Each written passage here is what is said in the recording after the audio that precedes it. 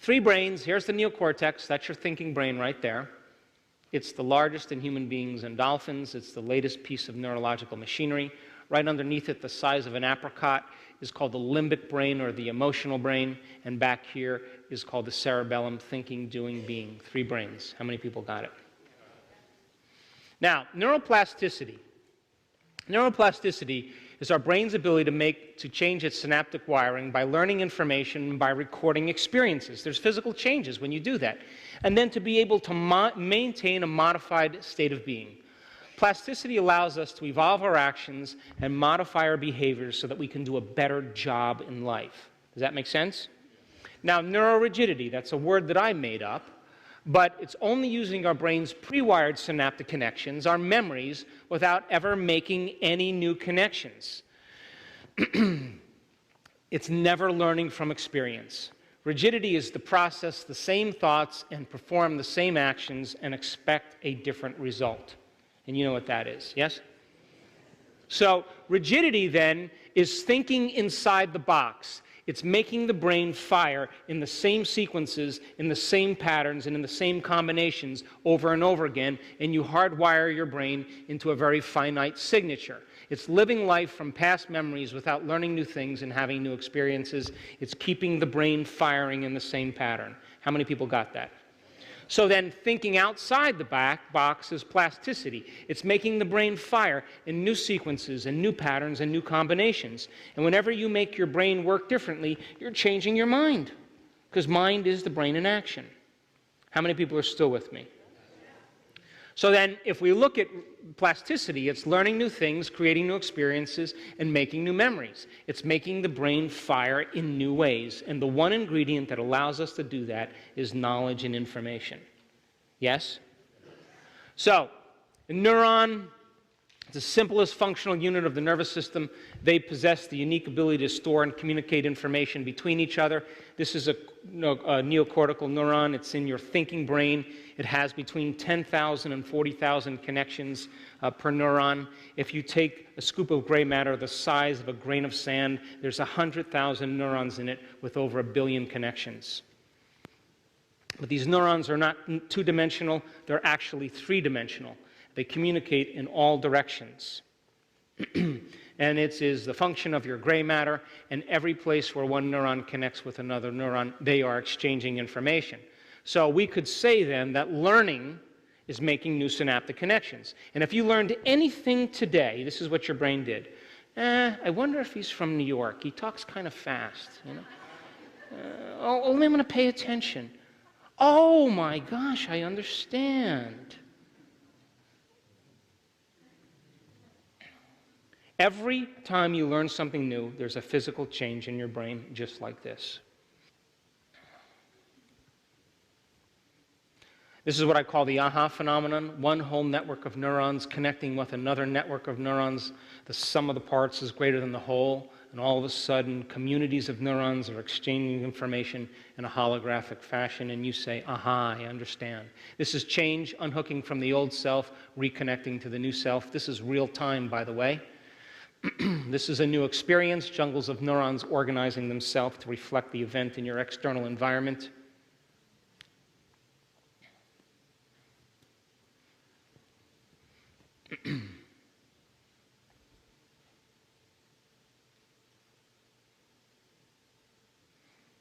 So if learning is making new synaptic connections, then remembering is maintaining and sustaining those connections. And just like any relationship, the more we communicate, the more bonded we become. And neurons are exactly the same way. They want to develop long-term relationships. And what makes them develop long-term relationships is repetition. So if you keep firing and wiring and firing and wiring, finally they seal together. How many people understand that? Now, there's two ways you make synaptic connections in your brain. We said this already. Learning information, theory, knowledge, philosophy, we call that semantics. You with me? Or having novel events are called episodic memories, embracing new events or experiences in your life. Yes? So there's a principle in neuroscience that says nerve cells that fire together wire together, and it's called Hebbian learning. Now, we have two laws of the brain. You with me? Come on, let's get over this hump. We're going to break for lunch, I swear. We're creating your future. Come on, hang in there with me. How's your energy? Is it okay? So you have two laws of the brain. The first law of the brain is called the law of association. The law of association says you're going to use what's stored in your brain to learn new information. You're going to use what's already wired in your brain to wire new information in your brain. You're going to use knowns to understand unknowns. You with me? So if I said to you, receptor sites on the outside of a cell look like craters on the moon. But they're actually not like craters. They're more like flowers, like lilies sitting on water. And in the center of that flower is where a chemical fits. But there's an antenna on the outside beyond the flower. And when a chemical comes along, it's like dropping a pebble into a water. There's a little wave that the antenna picks up, and the flower changes its shape. And like a kaleidoscope, the chemical fits into the receptor site like a key fitting into a lock. And it sends a lightning bolt of information to the DNA. And the DNA unwinds, unzips like unzipping your zipper. Now what did I just do? I introduced a new thought, an unknown, called what? Receptor sites. Now many people in this audience may not get a visual of receptor sites. So how am I going to explain the model? I'm going to use what's stored in your brain. And what did I say? Craters on the moon, flowers, antennas, pebbles in water, kaleidoscopes, locks and keys, lightning bolts, zippers. And as your brain began to fire different networks of neurons, the moment the brain turned on to create a level of mind, boom, we made a new connection. And that new connection associates with all of that information. And if I said to you, hey, what's a receptor site? You'd say, oh, they're kind of like craters on the moon, you know, but really, you know, they're more like flowers, and there's antennas, and there's a kaleidoscope, and you go through that whole thing. How many people understand? You with me? So then, here's the question. If you were to create a new ideal of yourself, wouldn't you agree that it would be a good idea to read about great people in history? I mean, Nelson Mandela is my hero. He's been my hero for years. 27 years in prison. I'm never going to get out of here. I'm never going to get out of here. I'm never going to get out of here. 10 years of saying that, firing and wiring his brain. All of a sudden, he's looking out his cell, and all of a sudden, he has this thought. What if I could get out of here? He said his heart spoke to him. What if I could get out of here? What if I could get out of here? Frontal lobe question. Starts thinking about, how can I get out of here? How could I get out of here? He's thinking out of the box. He starts writing letters to the United States on apartheid, educating them every week. For months, all of a sudden, the United States starts paying attention. He's standing out in the courtyard, and now the United States is backing him. And he's standing there and he says, who's going to lead this nation? Who is going to lead this nation? He's asking himself the question, and his heart spoke to him again, and you know what it said? What if you could lead this nation? And then he asked the most fundamental, important question that made him transcend race. And he said, how would I have to be to lead this nation? And he went into the crucible. And he took those base emotions of anger and hostility and prejudice and turned them into gold. There isn't an ounce of malice in that man's body. He transcended his environment. And he gets to lead a nation. So that he overcame the adversity in his life gives you permission to do the same. And he was beyond race. He said, he's the last great leader in the world to me, and the Dalai Lama too. Leading by example. And so he said, you could take away everything. You can take away everything in my life. I could lose everything, but you'll never take my mind, and you'll never take my heart. And because he understood that, he became a true leader. So wouldn't you agree then, if you read about great people in history, you're more prone to associate with them by the law of association? Yes? So the law of association then says you're going to use what's stored in your brain to learn new information. You're going to use existing synaptic connections or existing circuits to build new circuits. You're going to use what's familiar to learn unfamiliar. You're going to use old memories to make new memories. You're going to use knowns to understand unknowns. You're going to use existing synaptic connections to make new connections. You're going to use what's stored in your brain from the past to create a new future.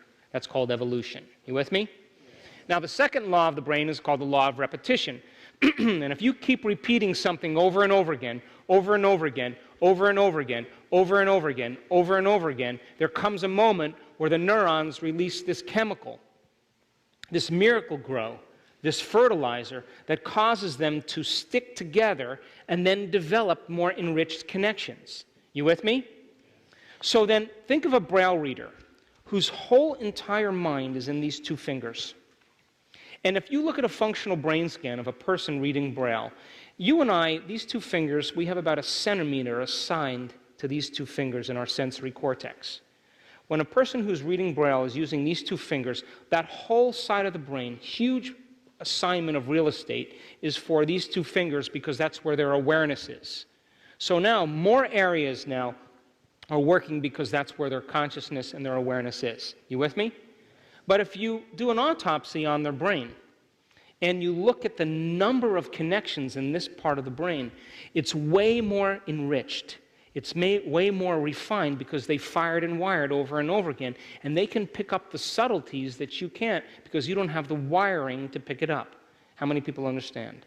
The wine connoisseur who tastes and reviews and scents and smells and looks and learns is firing and wiring and picking up the subtleties of wine that is different than the person that drinks box of wine.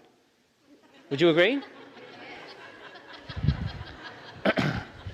So then, as you begin to repeat something over and over again, you release these neurotrophic hormones, these neurotrophic chemicals.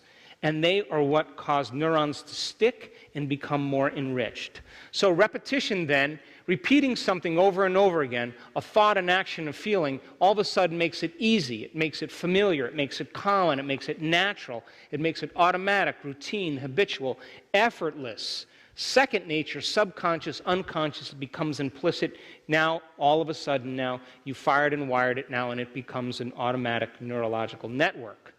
So, neural growth factor, that glue or miracle grow makes new synaptic connections stick, become more enhanced and flourish. They're also called neurotropins.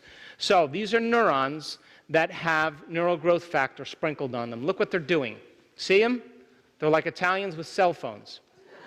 Look at these guys. No neural growth factor. And what are the two ways you make neural growth factor in your brain? Learning something new and repeating it, and having novel experiences in your life. Am I making sense? Now, this is the beauty. Law of association is how you learn, and the law of repetition is how you remember. You with me? Give the person next to you a little bump. Now, neural networks, those networks of neurons that you form are developed by combining the law of association, learning new things, along with the law of repetition, repeating them and remembering them to create a new level of mind or to make your brain fire in new ways. Now, neural networks are the automatic, hardwired programs that we unconsciously and automatically use every day. You with me? So here's my question. Are you making a neural network today? Yes. Are you learning new information? Yes. Are you repeating it? Yes. And if you keep repeating it, are you firing and wiring it to create a new level of mind? Yes. To make your brain fire in new ways? Yes. So there's genetic changes going on in your brain right now. Yes? And if you keep repeating it, the hardware program becomes a software program. You understand that, yes? So a neural network, then, are just gangs of neurons that have fired and wired together to form a community of neurosynaptic connections, and it could be related to a concept, an idea, a thought process, a memory, skill, behavior, or an action. You with me? So here we go. This is a neural network. If you take a scoop of gray matter the size of a pea and you stretch neurons out end to end, it'll be 2 miles long. This is the chemical component of neural networks. See how they look like spaghetti? Law of association. But there's actually an electrical component to neurons. You want to see a thought? Here we go.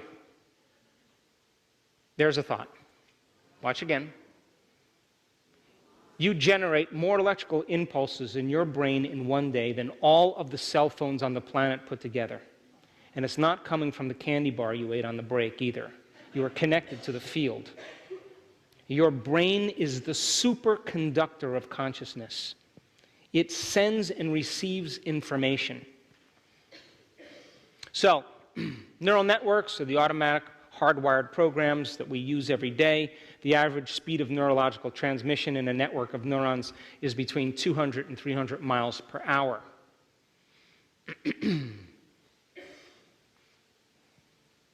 You with me? Now, let's revisit neuroplasticity. It's to fire a series of many diverse networks of neurons in different combinations, sequences, orders, and patterns to produce a new level of mind, and to be able to repeat that same frame of mind at will and make it look natural and easy. Would you agree? So then, the more you revisit it, the more you begin to seal the deal. Now, your frontal lobe is your creative center. That is where you create from. It allows you 40% of the entire brain to have free will, to have where you learn. It's where you have intention. It's where you invent possibilities. It's where you pay attention. It's where you speculate. It's where you decide.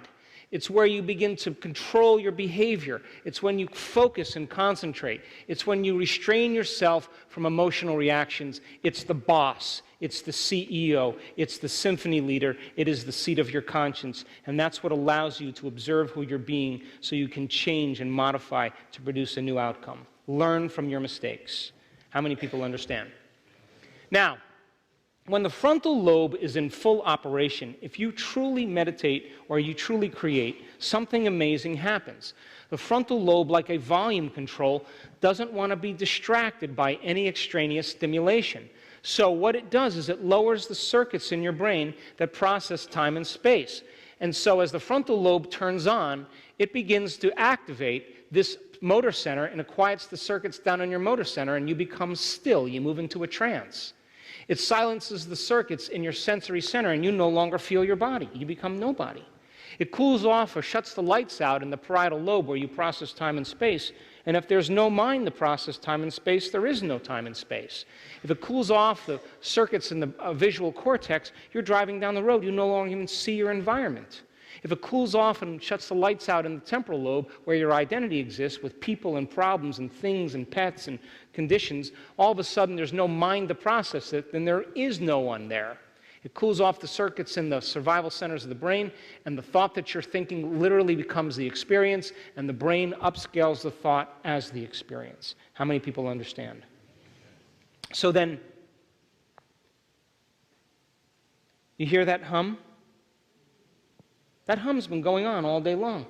But your frontal lobe lowered the volume to it because it wasn't important to you. Do you understand?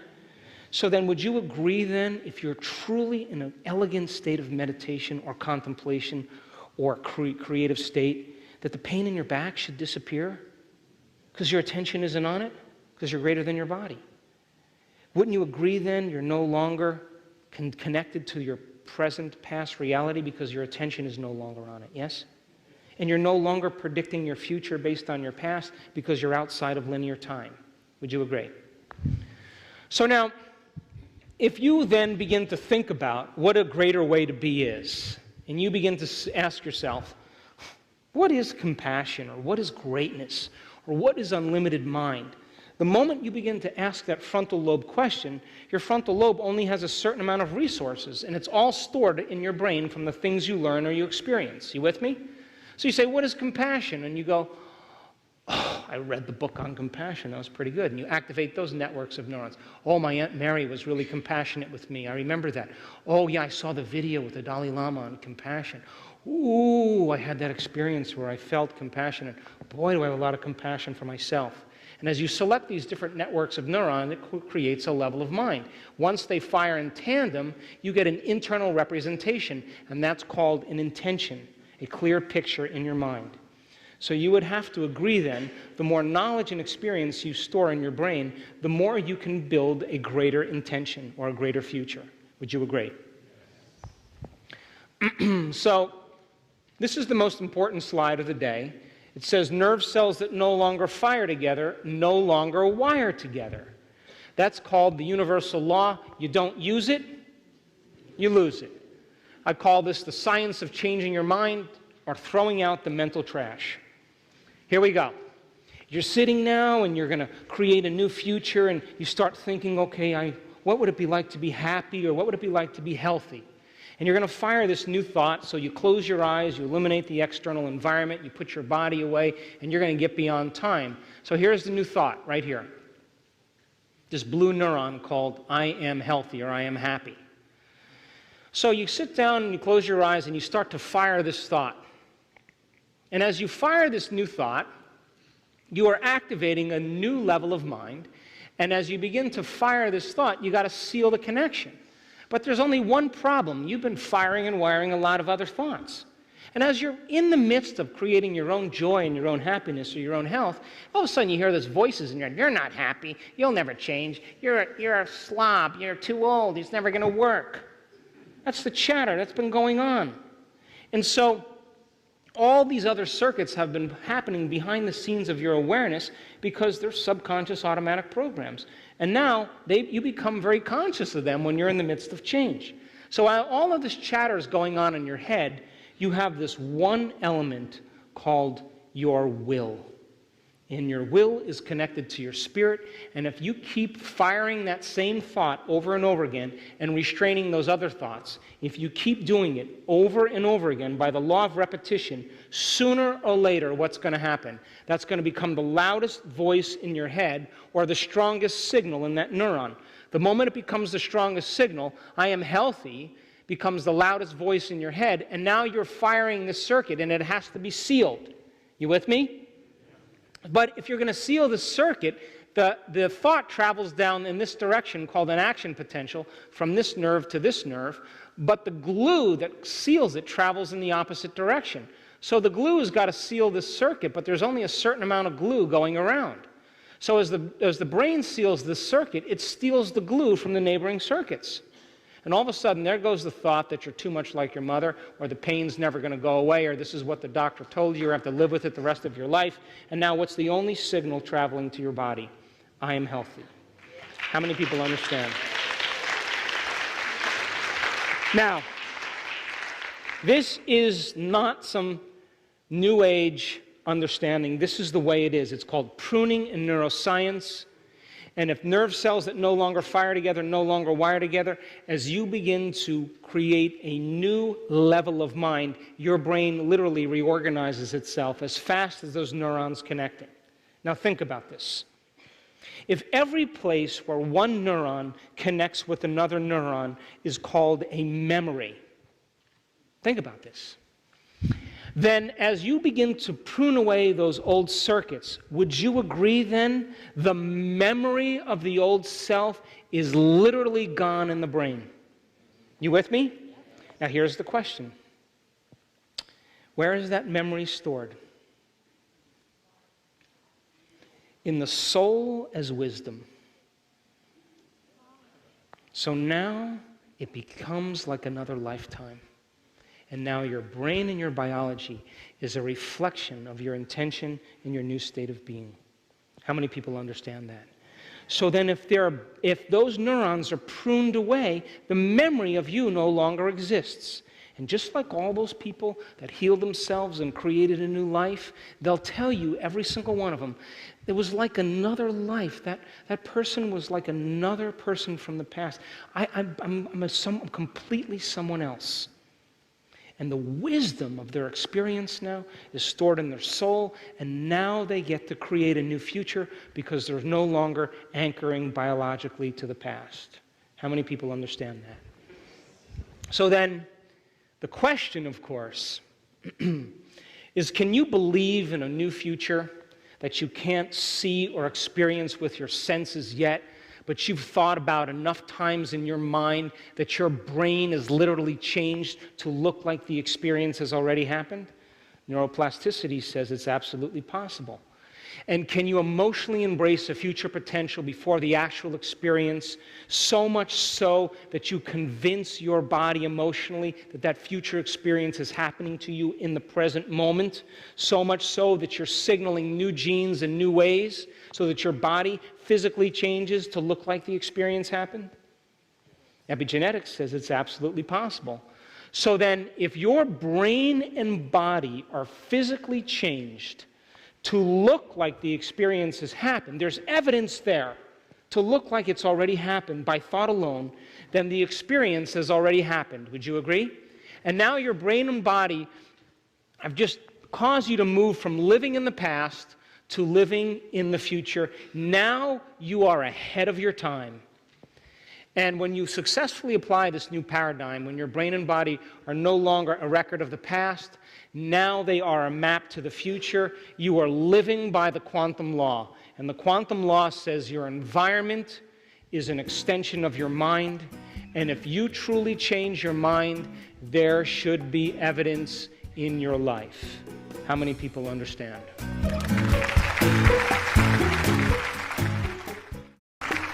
Can you give me your best for the next couple hours? Can you keep your energy up the entire afternoon? Can you be greater than your environment? Greater than your body? Greater than time? Because if you can, you'll truly change. So now I want you to make a deal with the person next to you that you're going to keep your energy up the entire afternoon. Make that deal with them.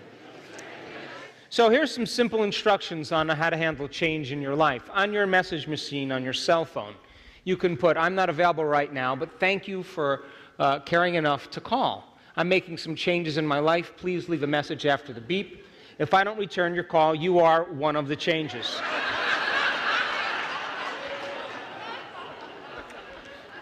So, knowledge is the precursor to experience. The more knowledge you have, the more prepared you are for an experience. All of the information that we talked about today is a language to help you understand exactly the process of transformation and the process of creation. And so we packed a lot of content in the morning session, and I have a few more concepts to develop before we get into the practicum. Okay? So, we all have had experiences in our life that have branded us emotionally. And when we're children, we have events that occur. We can't quite figure out why they occur. And with children, most of our attention when we're children is in our inner world, on how we feel. And so when we have events that take place in our life, they alter us emotionally, and we begin to pay attention to what caused it outside of us. And if we have caregivers and people that take care of us who are acting in conflicting ways, it changes us biologically. And because we don't really have any analytical facilities to process what happens, it just kind of encodes into our subconscious system. You with me? So then we have these events that occur in our life, and we have these feelings, and what we do is we spend a lot of our life putting all of our attention on our outer world. We start to develop relationships with friends, we move to different places, we go to college, we go to high school, we buy things, we get married, we get divorced, we get married again, you buy more things, all of that stuff happens. And what occurs is that we spend a lot of our time creating an identity by identifying with things in our external world. You get the idea? And the external world is made up of people you know and things that you own and places that you've lived and places you're going to go and experiences that you've had. And so when you meet someone for the first time, you shake their hand and you say, what's your name? Kay, I'm Joe. Hey, where are you from? Austin. Austin. You were born and raised in Austin? No, I was born in Los Alamos. Los Alamos. I have friends in Los Alamos. So people. And then, were you at that wedding in Los Alamos 2 years ago? Say yes. Yes. Oh, you were at the wedding. I was at that wedding too. And you own those things? I do. I own those things too. Really? Yeah. And you've had those experiences? I've had those experiences also. So if we share the same experiences, we share the same emotions and feelings. And if we share the same emotions and feelings, we share the same energy, because emotions are energy in motion. So we begin to bond by a field of information beyond space and time. And so now we are connected because we can relate with each other. And as long as you don't change, everything's going to be great. Right? So then we have this gap that begins to form. This is who we really are inside. This is how we really feel. And then this is the identity that we identify with the world. We create this persona, this image, this facade, based on all the things that we've experienced on our external reality. So after 12 or 14 years old, we start developing in our individuality, and we identify with all the things and people in our external environment to distract us from what? This feeling. So you don't have to pay attention to the feeling, because you could put all of your attention on your external world, and you can learn things, and you can go to college and develop a career and get married and have kids, and all of that stuff works really good for a period of time. Then all of a sudden, somewhere in your life, in your late 30s and 40s, all of a sudden you can predict the feeling of every experience you're going to have in your life. You know how it's going to feel. When you get to this point where all of a sudden you can predict the feeling of everything that's going to happen in your life, you've stopped learning and you start feeling. And feelings become the barometer for you to evaluate your future. And if familiar feelings are a record of the past, then for the most part your past is your future. How many people are with me? So this is called the midlife crisis, right? And this is the moment the soul is trying to wake you up. And it's saying to you, pay attention to this feeling. Come on, look at this feeling. And so all of a sudden now, people start looking at this feeling, and all of the people and things and places and all of that stuff, spinning plates to keep all of this going, keeping this identity going. They start breaking their emotional agreements with everyone and everything. You know, we're bonded. We have an emotional agreement. You suffer, you talk about your problems. I suffer and talk about my problems. Hey, we can relate. And so all of a sudden now, you start breaking those contracts with everyone in your life. You start saying, you know what? I don't love you. You know why? Because I don't even know what love is. And those people that we hang out with, I'm done. They're a bunch of fakes. I don't want to talk. I don't want to fake it any longer. You start saying, I don't want to go there. I don't want to do that. I don't. What's the meaning of life? Why am I doing all this? Why am I keeping all of this going? Because everything, when it's all over, this feeling won't go away. Because you've experienced everything that life has to offer. You've had relationships, you've had betrayal, you've had successes, you've had failures, you felt guilty, you felt like a failure, you felt like a success. You've had all those dynamics. And at the end, there's nothing left to experience. And all of a sudden now, this feeling won't go away.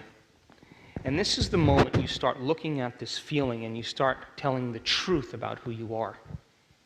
And then all of your friends that you have all these emotional bonds with, their feelings get hurt. I liked you better the other way. You hurt my feelings. So then what happens very naturally is that they all huddle together and they say, let's bring her to the doctor. And so they bring it to the doctor, and the doctor gives you some chemicals, and what happens? Return right back to the same identity. You with me? Now, other people, they're going to reinvent themselves. And so you know what they're going to do, right? They're going to create more possessions to reinvent themselves. They're going to buy the sports car, the boat. They're going to go on vacation to a new place. They're going to join the social club and meet new people that are important. And then they find out that those people, when they get to know them, have more problems than they do. But when the novelty of the new thing, the car, the boat, wears off, or you return back from your vacation and the experience is over, or you've met those people and you realize they're no different than you, all of a sudden this feeling comes back. How many people are with me? And so we begin to become possessed by our possessions.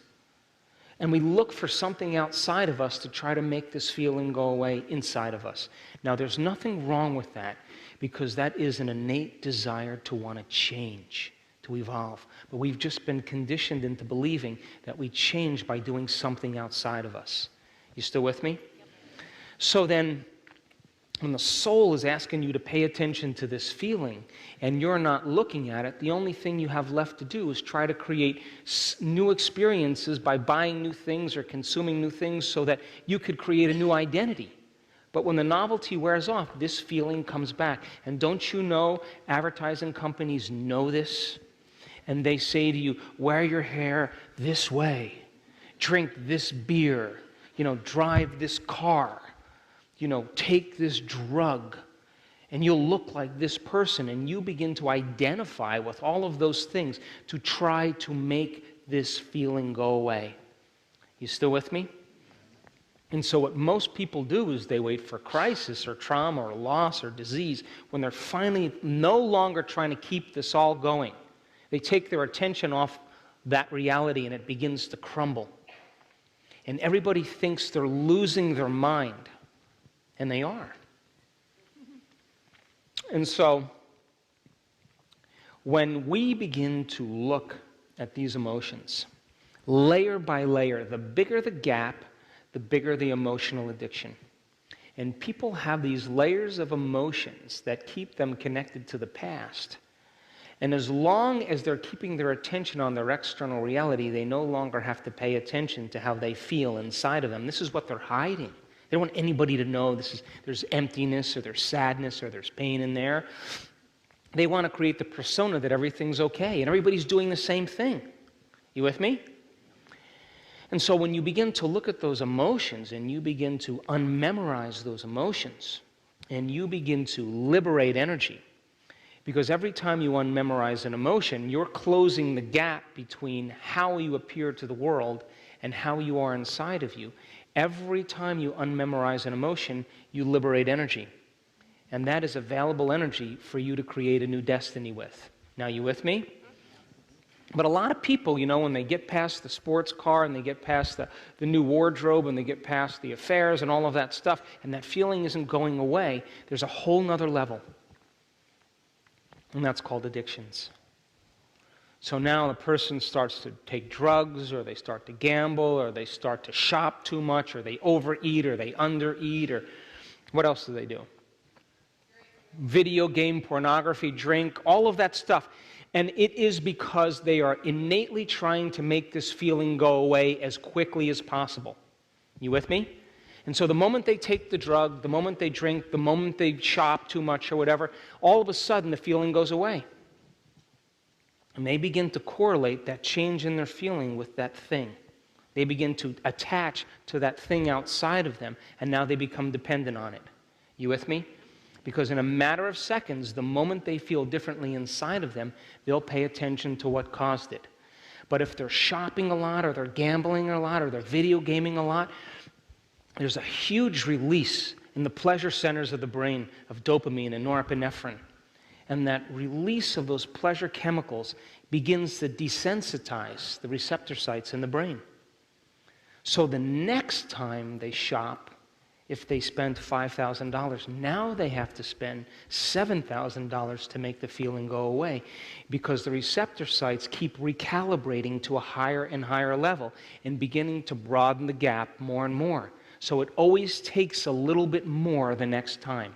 How many people are with me? Sounds like an addiction to me, doesn't it? So then, if you're gambling and you're spending $10,000 and you don't get the rush, you got to spend $15,000, because that's what it takes to stimulate those pleasure centers. And the pleasure centers begin to become hijacked to a higher and higher level. So you keep got to use more to make the feeling go away.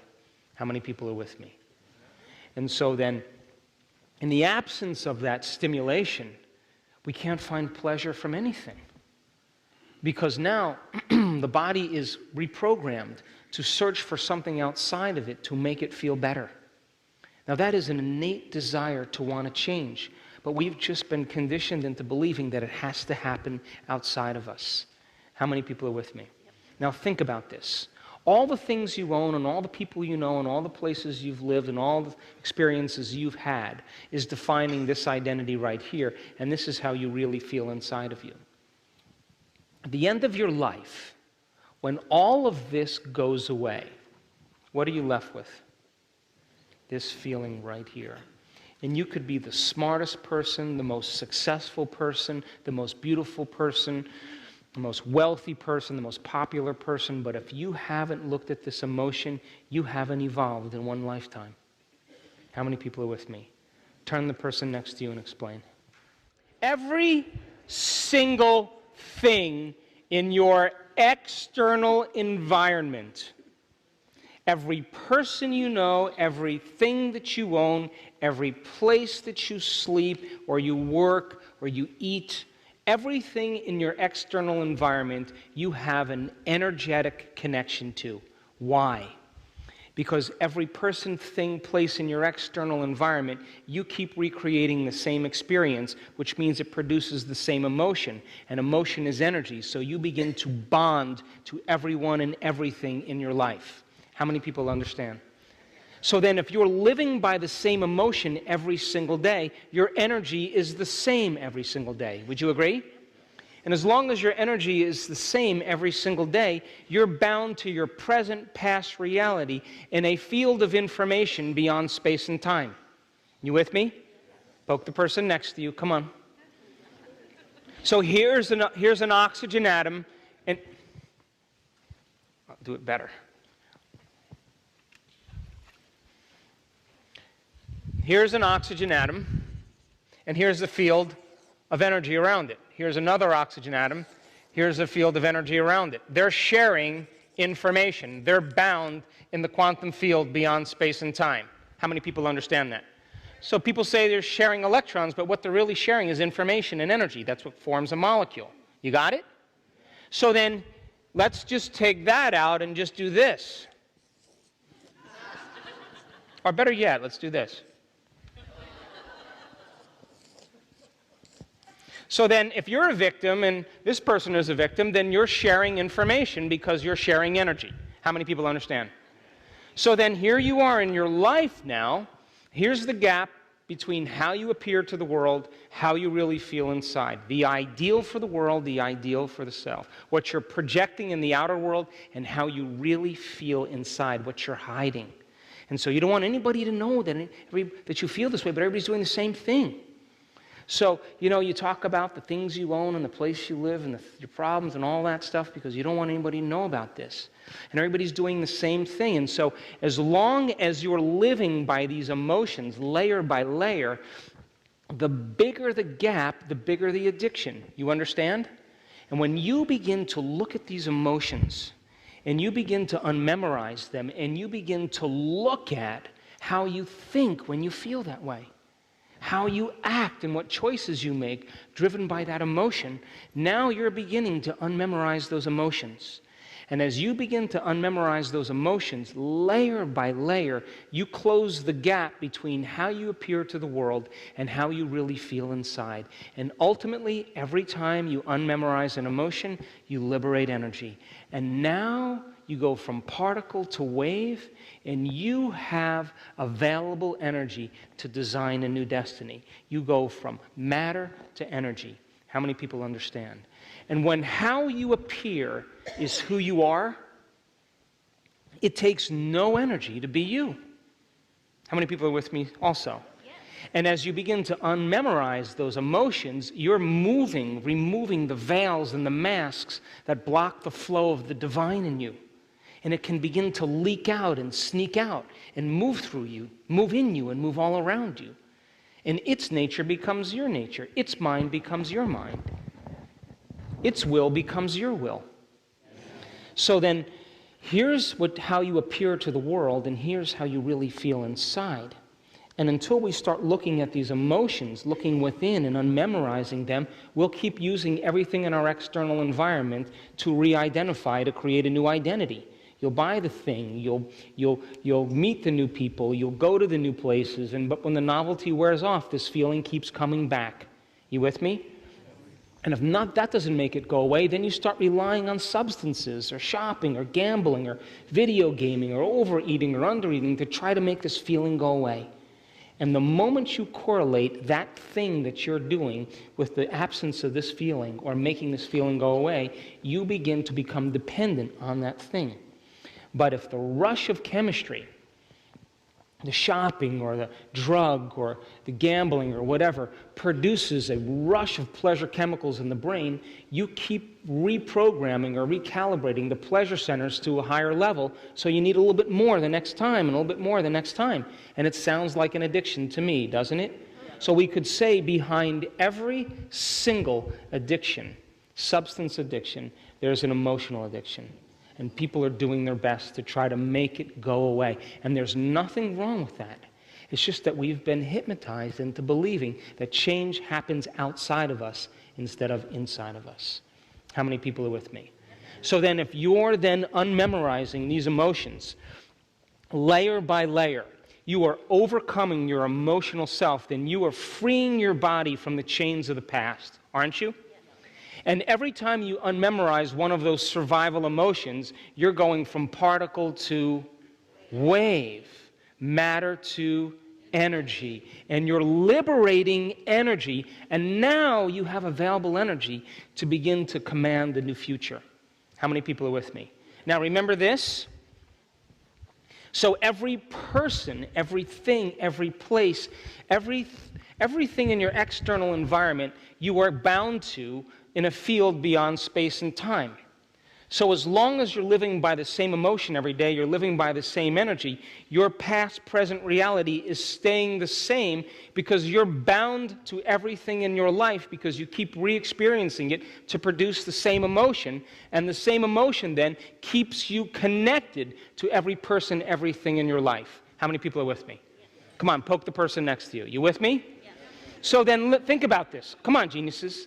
As you begin to unmemorize those emotions, and you're sitting in your meditation and your body is raging on you, and it's impatient and it's frustrated and it's guilty and it's judging you, and you're waiting for it to finish, to run through all of those programs, and you're waiting and you're observing it and you're saying, that's your best? Come on, let's keep going, let's cross the river. And when you're done, I'm going to recondition you to a new mind. And you're observing your thoughts, and you're noticing your propensities and behaviors, and you're looking at those emotions, but you are not investing your energy in it. You're observing it. And as you begin to overcome yourself and liberate yourself energetically from that emotion, don't you know that you are breaking the bonds to everyone and everything in your known life? Think about it. As you overcome the emotion, you snap the energy to the people and conditions in your life that keep it the same. And now you're calling energy back to you, and you now have more available energy. And you, as the quantum observer, are no longer attached to your past, present reality because you are no longer emotionally bound to it in a field of energy beyond space and time. How many people understand? Turn the person next to you and explain. Come on. Geniuses, that bounced off some of you. Some of it bounced off you. So, step by step now. If you are interacting with the same people in the same way, and you are both relating because you're both victims and suffering, then you share the same emotions, you share the same energy. Would you agree? Yes.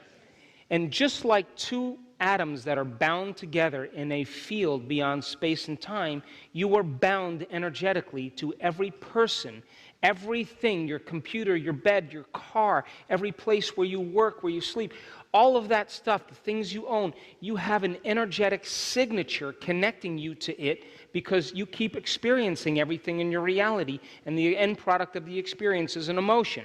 You with me? Yep. So you smear your energy all over your present reality. Yes? Yes?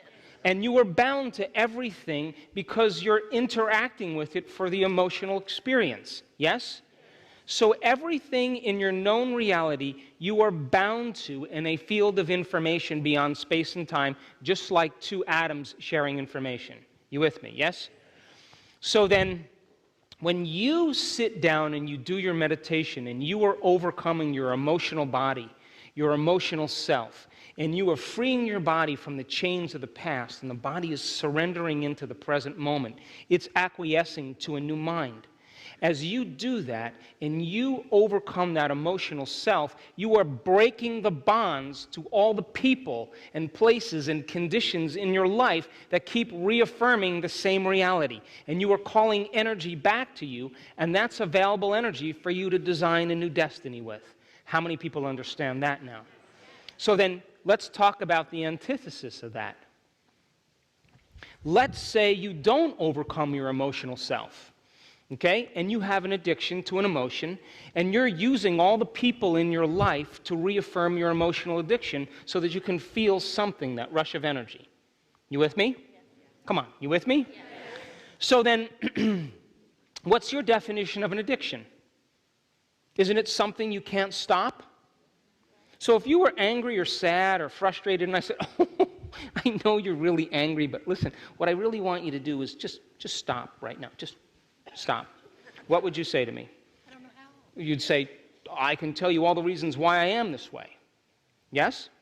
So whether it's valid, justified, or not, if you can't stop it, it means you're addicted to it. Would you agree? Come on, give me a nod. Yes? So then, if you're addicted to chocolate, let's use this as an example. I'm making this up. Come on, you guys. People are sweating over there. If you're addicted to chocolate, right? And I slid a chocolate cake in front of you, would you agree that the moment you saw the chocolate cake, by association, you would hear a little voice in your head saying what? Oh, come on, just take one bite. Everybody else is eating it. Why don't you start tomorrow? Tomorrow's a better day. You know, all of that, this doesn't feel good. And that's the body as the mind trying to unseat you. Because an addiction is when the body is the mind. You with me? So then, if you broke your addiction to chocolate or to sugar or whatever, I'm using this as an example, and I slid the cake in front of you, would you agree that you could eat it or not eat it? You'd have no tug, right? But when you are addicted to it, the moment you see it by association, your body physiologically, chemically, subconsciously, automatically returns to the old state. You listening? So Pavlov takes a volunteer dog and straps him to a table, right? And then he feeds him a delicious meal and rings him a bell. Rings a bell, right? And if he keeps doing that enough times, he could ring the bell and the dog will what? Automatically, subconsciously, the moment it hears the bell, uses its senses, the body physiologically returns into a state of being. Would you agree? So then if you're addicted to an emotion and you haven't overcome your emotional self, don't you know that the moment you return back into your life and you see the person that you used to reaffirm your addiction, the moment you see them or hear them, your body is going to automatically, physiologically, chemically return back to the old self without the conscious mind being involved. And that's why it's so hard to change. How many people understand? Break your addiction to that emotion and unmemorize it, then you are no longer bound to your same present reality. When you break those bonds to everyone and everything in your life, you are opening up those particles to move back into waves of possibility, and your life will begin to seem disorderly. Because now it's time to command matter and observe a new future and cause them to collapse into new patterns of information. How many people understand that? So then, you break your addiction to that emotion and you walk back into your life and you could face your greatest enemy, your biggest adversary, and you will not return back to the old self because you overcame yourself at the beginning of your day. How many people understand? And now you no longer knee-jerk in the same way because that emotion no longer is keeping you physiologically, unconsciously returning back to the same self. How many people understand that? And I can tell you from observing this over and over again in the students in our advancing group, they love their enemies now. Why? Because they see themselves in them, who they used to be. And they totally understand them, but they're on into a future. They don't even take it personally any longer because they broke the energetic bond. How many people understand? And that's called freedom. Turn to the person next to you and explain. So then, how many people here understand that when you overcome those survival emotions of anger and aggression and hostility and judgment and fear and anxiety and suffering and guilt and shame, you are liberating energy out of your body. How many people understand that? You're going from particle to wave, from matter to energy. How many people understand that? And how many people understand that when you liberate your body from the chains of the past, now you are creating more energy in your field to design a new destiny? How many people understand that? Now you can command matter because you have available energy. You're more energy and less matter. You got that, yes? And how many people understand that because you are connected to everyone and everything in a field of information beyond space and time, energetically, because you share the same emotions, or you've interacted with your present past reality every single day in the same way to produce the same emotion, to produce the same energy, then your energy is keeping you bound to your present reality, and nothing's changing because your energy is the same as the day before, and you're bound to everyone and everything and every experience in your past present reality because you are energetically bound to it. How many people understand that? So then if you break free from that emotion, what does it take for two atoms that are bound together to form a molecule to separate? What does it take? It takes energy. Energy has to break the bonds. So as you begin to break the bond by changing your energy, you are breaking your bonds to everything, every person in your present reality, and you're causing your reality that's frozen into the same patterns of information called particles to turn back into possibility. How many people understand that? And now your life moves into a state of disorderliness, which is normal. And now it's the time to start creating, because now if you use that energy and you direct it, now you can use it with a clear intention as the handmaiden to begin to observe a new future. How many people understand that? And people are doing this around the world, and they're understanding then that the moment that the emotion no longer lives in them, they're no longer bound to their present reality. They're in the future. And they can walk back into their life, and they are not seduced emotionally by the problems and conditions in their life because they overcame themselves to no longer be bound by it. And they don't physiologically, autonomically, automatically, subconsciously, like Pavlov's dog, by association, return back to the old state of being because that emotion no longer exists in them because they're no longer addicted to it. How many people understand? And people then, all of a sudden, are free to create a new future. Why? Because they've overcome the emotion and they're no longer bound to the past. And the soul wakes up and it begins to give them ideas and insights about possibilities that they would have never considered before, because they can't consider it because they're connected to their past, present life. How many people understand? Turn the person next to you one more time and explain that again. Come on. So then, if you can understand that when you unmemorize emotions, that you are freeing your body from the chains of the past and you are breaking your emotional bonds to your past, present reality and liberating energy, you are creating enough energy to design a new future. Then you should be creating a new future every time you're unmemorizing the past. Wouldn't you agree? So the process of change then requires unlearning and relearning. You got to break the habit of the old self, but you better reinvent a new self. You better prune synaptic connections and sprout new ones. You better unmemorize emotions that's stored in the body and then recondition the body to a new mind or to a new emotion. You better stop signaling the same genes in the same way and re-signal new genes in new ways. Would you agree? Deprogram and reprogram.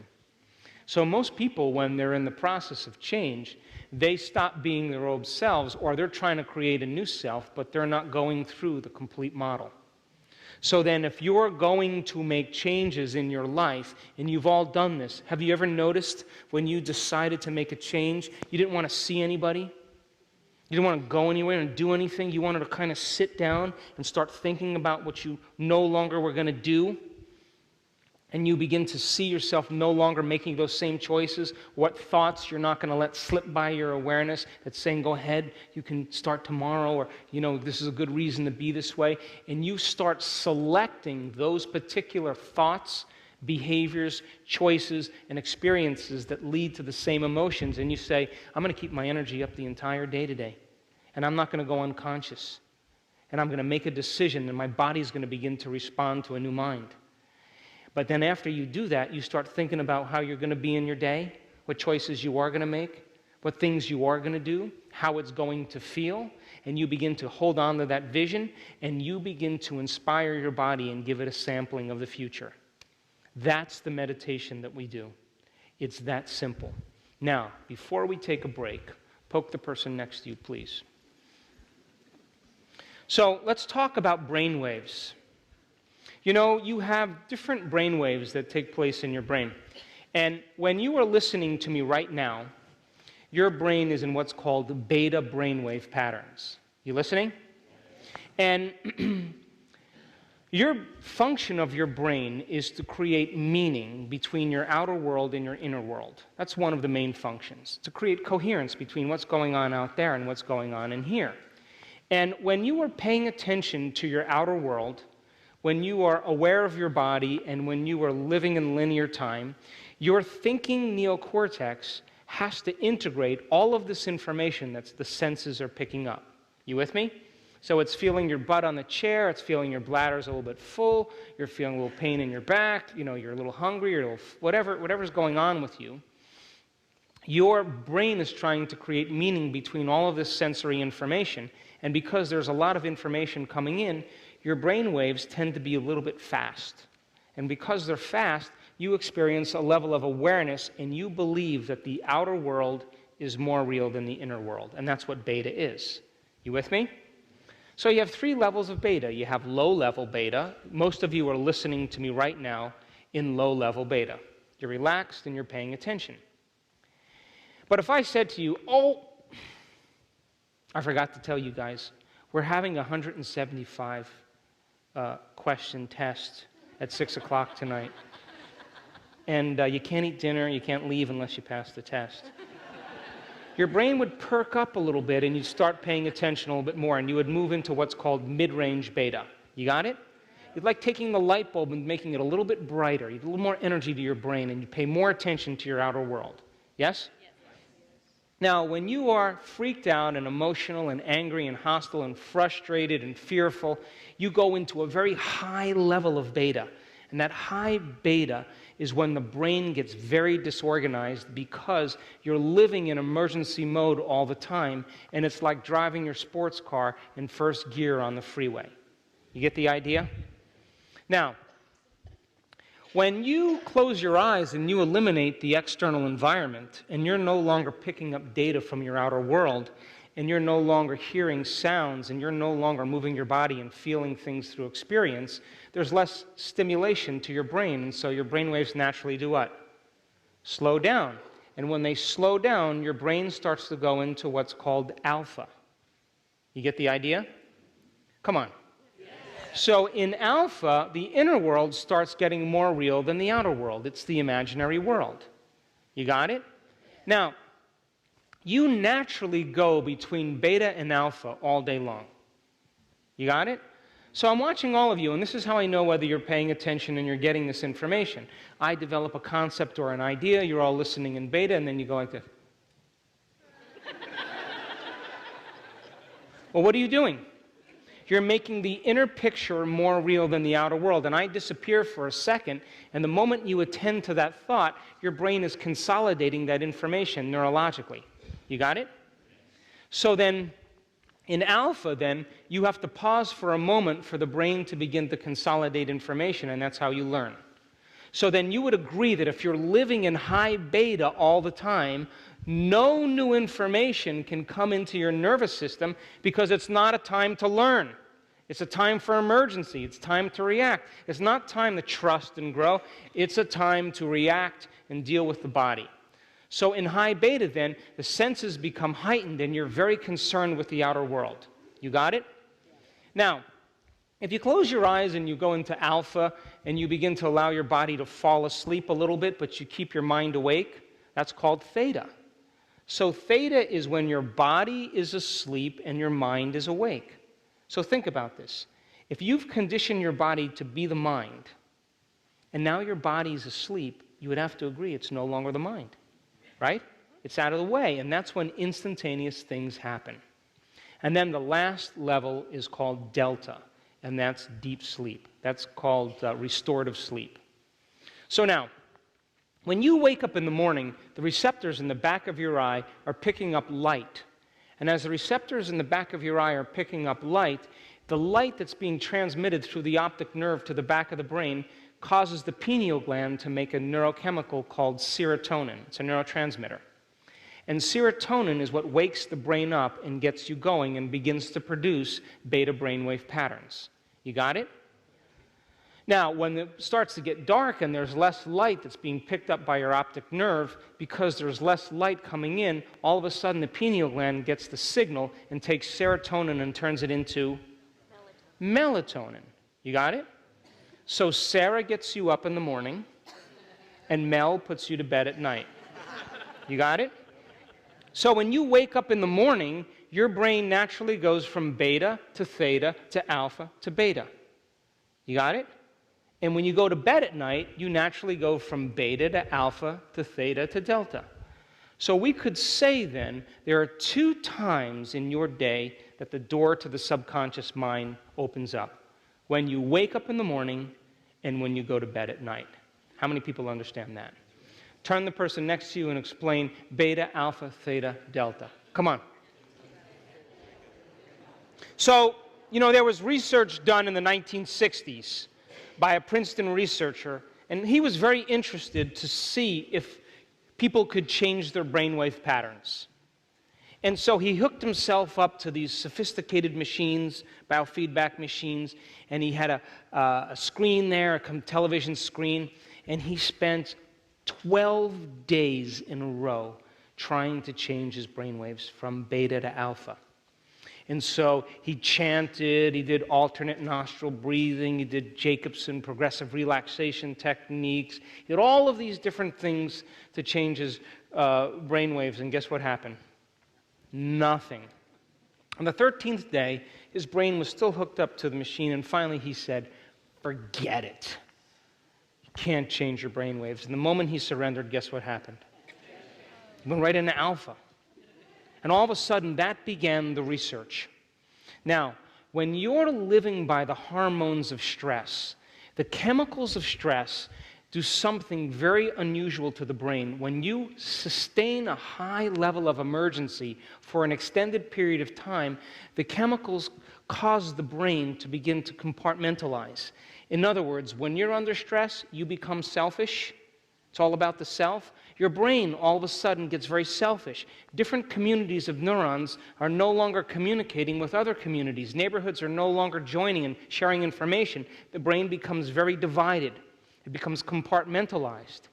And in high beta then, for an extended period of time, if you were to look at the brainwave patterns on an electroencephalogram create very incoherent messages. Now, incoherence is like a group of drummers with no rhythm all playing at the same time. That's disorder. You understand that, yes? And that disintegrated message, because the brain is now firing asynchronously, sends a very disintegrated signal down the central nervous system, which sends a very, very disintegrated signal to your immune system, to your cardiovascular system, to your digestive system, and all of a sudden, your nervous system begins to cause other systems to move out of balance because your central nervous system controls and coordinates all other systems. How many people are with me?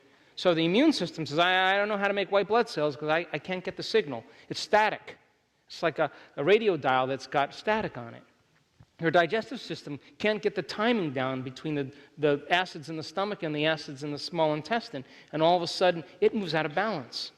And the cardiovascular system is thinking that there's a predator around the corner all the time, so it's always in that emergency state. And it starts moving out of balance. How many people are with me?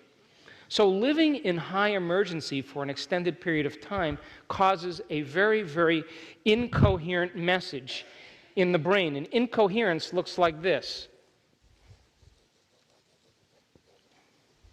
See, everything's out of order. Now, that incoherent signal you can actually see on a functional brain scan, on an electroencephalograph, and people, of course, that are living in an incoherent state begin to become incoherent. When your brain functions incoherently, you function incoherently. When your brain functions out of balance, you function out of balance. And because the hormones of stress cause us to become very narrow-focused, very object-focused. We're focusing on the particle instead of on the wave, and we're defining realities by our senses, then for the most part, then the more you begin to focus on your problems, the more you drive your brain further into that high beta state and more incoherent. You with me? And then if you start analyzing your problems within the survival emotions, you drive your brain further where? Into beta, and more away from the operating system where true change takes place. So when they started doing the research, what they found is that when you begin to open your focus, and you begin to become aware of the space around you in space, and you can sense the space that your body is in space, as you begin to sense that space and you open your focus, guess what happens?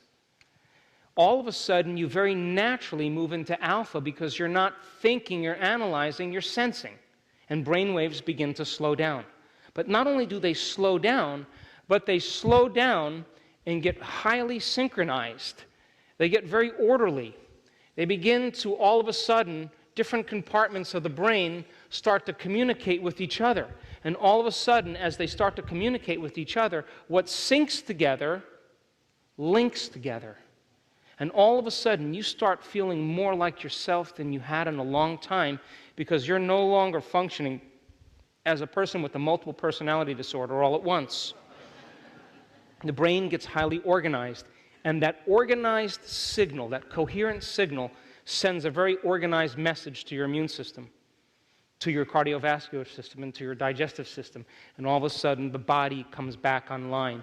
And so it would be like all of a sudden a group of drummers showed up and started hitting a beat. And while everybody was bouncing all over the place, drumming, all of a sudden that beat would get louder and everybody would start beating with the drummers. And the brain gets very organized in the same exact way.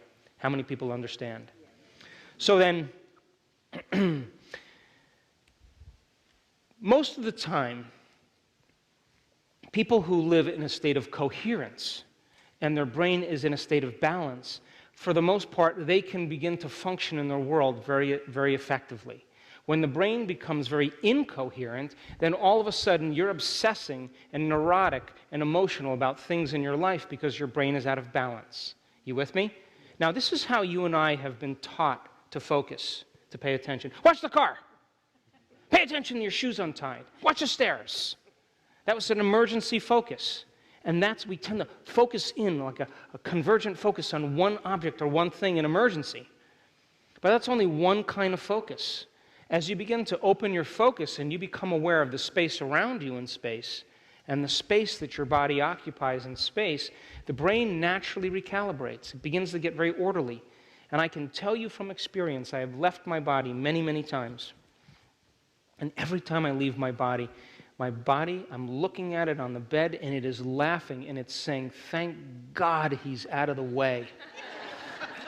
And I'm watching it laugh, because it's free from me. It's joyful. Like, oh, my God. That level of coherence, then, that's being created is when you get beyond yourself. How many people understand? Now, I studied the brains of people in our workshops over and over again, and I now know that when you open your focus and you become pure consciousness, that's when the brain gets highly organized. If you are analyzing your life within the emotion that's coursing through your circulatory system, you are only driving the brain further into imbalance. How many people understand? Now, can we have the screen up for a second? And lower the lights, please.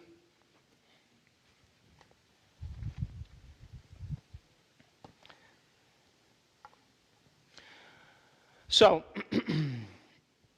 we will do a meditation after the break, and we will do a small meditation to get you familiar with opening your focus. It won't be long, and most of you will lose track of time and space. That's exactly what I want to have happen.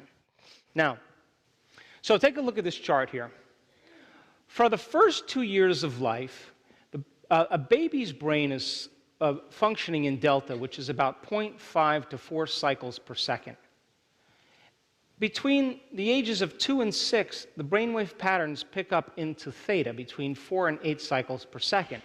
Now, we could say then, if beta is your conscious awareness in your external world, then for the first 6 years of a baby's life, they are completely in their subconscious mind. And all of the information that's coming in is coming in unencoded, because they have no analytical facilities to be able to process it. So whatever the child hears or experiences takes as reality. Big boys don't cry. Little girls should be seen and not heard. You're not very good at math. You get hit and then you're told that you're loved. You just need to be raised by an Italian to understand that one. So the first 6 years of your life, all of the attention is on the inner world, because that's where the child's brainwave patterns are. You understand? Now, between the ages of 6 and 12, a child's brainwave patterns begin to pick up. And the child now is beginning to develop some analytical facilities, because it's beginning to learn the laws of the land. And so, as the child begins to put her finger in the light socket, and she begins to experience pain, all of a sudden she notices a change in her internal chemistry, and she opens her eyes through her senses and she looks to see what it is. And as she continues to put her attention on her outer environment, her brain waves begin to change. How many people understand? Yes? So then, as the child's brain waves begin to change and it moves into alpha, they begin to develop their analytical facilities, and the child in alpha is in the imaginary world. And that's why you can tell a child at 7 or 9 years old to act like a rabbit, and then it's 4 o'clock in the afternoon and you're stepping over her because she's still a rabbit. You tell an adult, act like a rabbit, and they're like, okay, what do we do now? Because they're in beta. Do you understand? So somewhere between the ages of 6 and 12, that analytical mind begins to form, and this is where children begin to figure it out. They start to realize, their parents aren't as cool as they think they are. And this is where they begin to figure out that there may not be a Santa Claus. I mean, my oldest son is 25 years old. He's got a master's in engineering. He's very mathematical. From the time he was little, he was always calculating stuff. And I was sitting on the porch swing by the garden, and he came out and he said, can I talk to you? He was like 9 years old. I'm like, yeah, what's up? He's like, I've been thinking a lot about Santa Claus. And I know there's 6.2 billion people on the planet. And I know that everybody's not into Santa, but, let's just say a third of those people are Christians, so, that's 2 billion people. And when I do the math, there's no way that Santa can get to every single house in that amount of time. And I'm sitting there thinking, oh, well, Jace, you forgot that many families have multiple siblings. He said, what do you mean? I said, well, there's more than one kid in a family. He said, well, how many children on the average are in one family? I said, 2.2. He said, give me a minute. He went inside and he came back out and he said, hey, it's still not going to work. He said, there's no way that Santa could actually cover all these homes, and given the amount of places he has to go, 5 minutes per home, I knew I wasn't going to pull the magic card on him because he was figuring this out. So I said, Jace, oh my God, you forgot one of the most important things. He's like, what's that? I said, well, the earth rotates.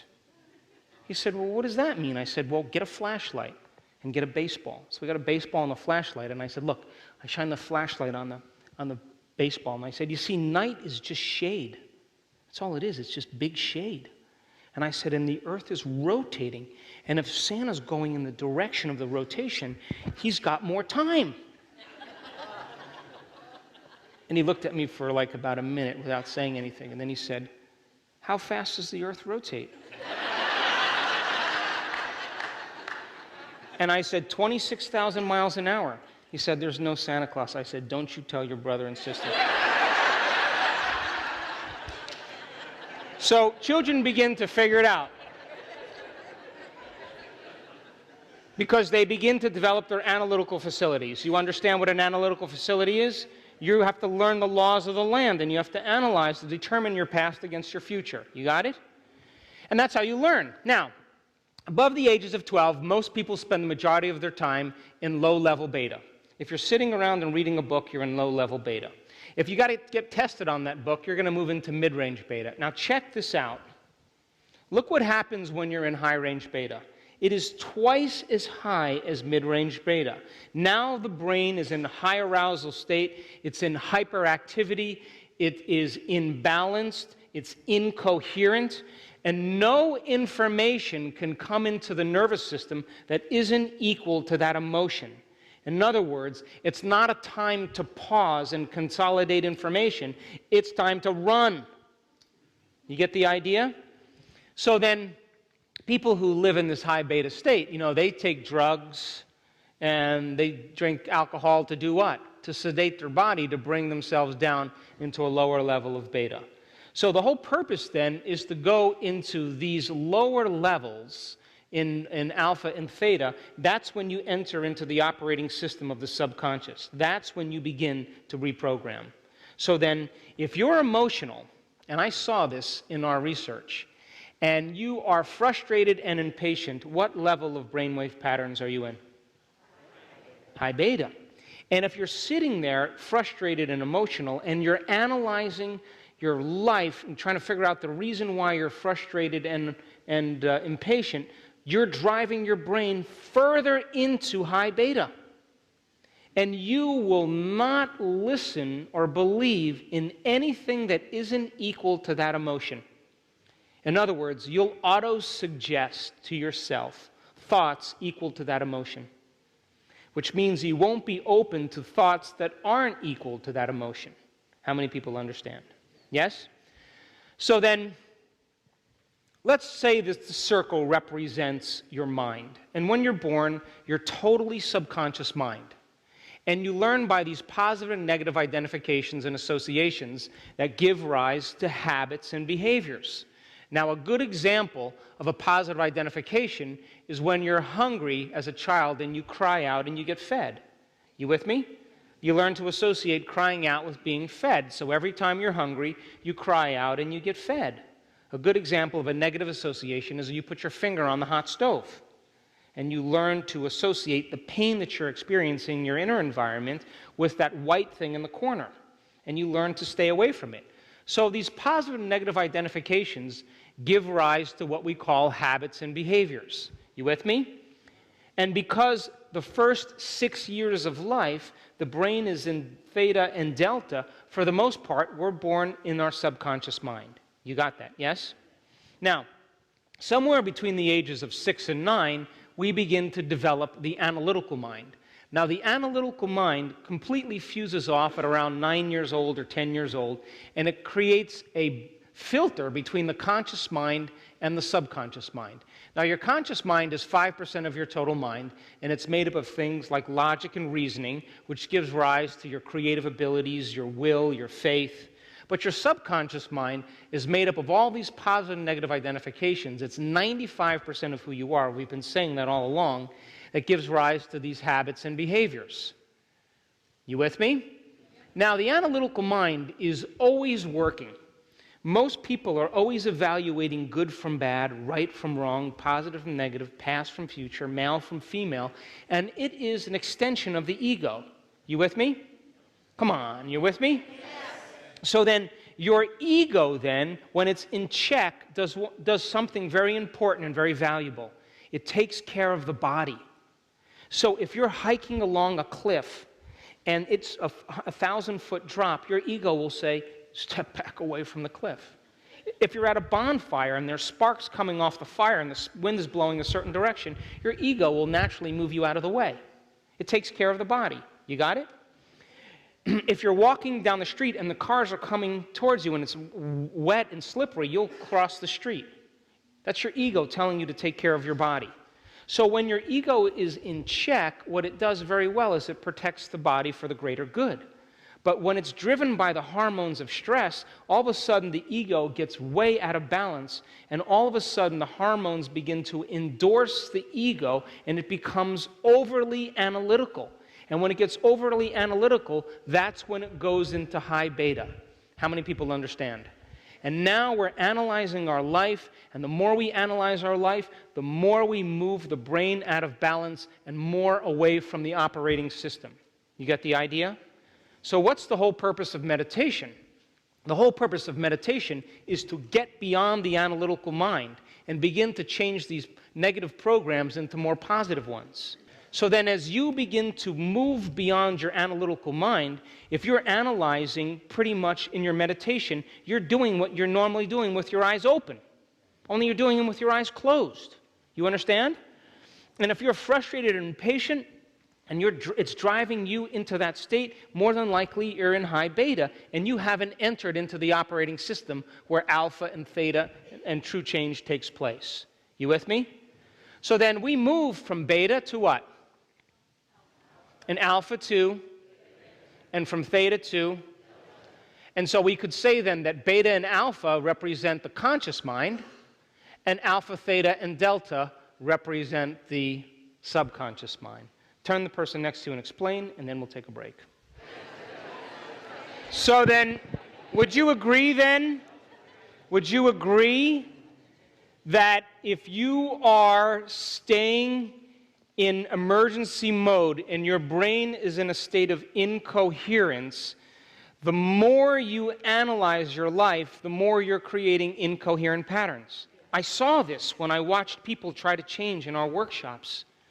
And when they opened their focus and they got beyond their body, they got beyond their face, their hairstyle, their wardrobe, their gender, when they got beyond the things they owned in their life, their profession, when they got beyond the color of their skin, when they got beyond the place they live and got beyond the place they were sitting and got beyond time, is the moment they became pure consciousness, and the brain all of a sudden got very organized. It got very coherent, and all of a sudden I started to see this. And different compartments of the brain started to talk to each other. They started to unify. They started to work together, and the person started to feel more whole. So then, if you're functioning in a high level of beta then, don't you agree then you're believing the outer world is more real than the inner world? And if those hormones are addictive, do you think you're going to want to close your eyes? You think it's a time to close your eyes and create? Your body's believing there's a predator around the corner. And people won't want to close their eyes and go within because they're believing that out there is more real because the emotions are driving that. How many people understand? And this is why it's so difficult for people to believe in the inner world. Because if you watch the news and you watch the competitive sports and you watch all of that stuff, that soap operas or whatever people do, all of that is to convince you that that is all real.